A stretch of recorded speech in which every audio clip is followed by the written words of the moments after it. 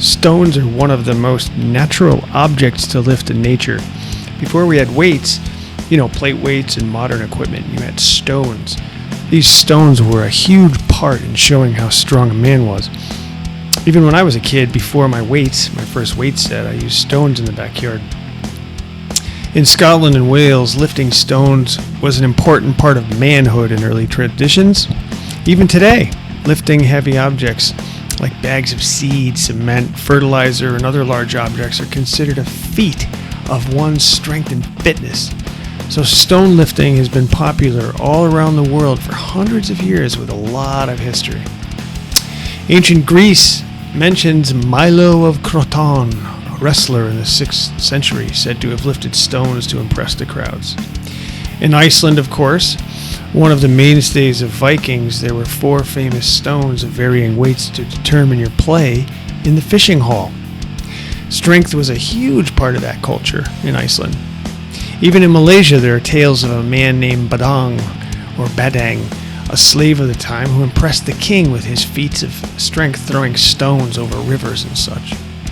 There are stories in Japan, Shinto shrines to this day on display many stones used for this sport.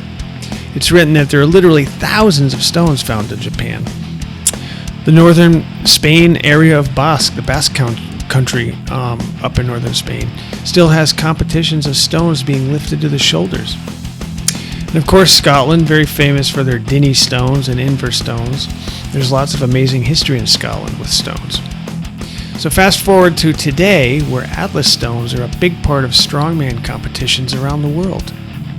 They're named after the mythical figure of Atlas, punished to forever wear the celestial heavens. Fittingly, Atlas is the Greek titan of endurance.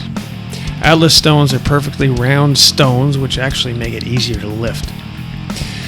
So today we have Brian Shaw, the 4-time World's Strongest Man winner, was and still is one such individual most people know. Such was Shaw's proficiency with the stones that he held the world record for the stones for several years. It took this man named Tom Stoltman and approximately 602-pound Atlas stone to defeat Shaw's record. As an aside, the ease with which Stoltman broke the record suggests there is more to come from him in the future. So keep an eye out. Strong men and women around the world continue to strive conquering these miniature planets and making use of very structured discipline and precise techniques.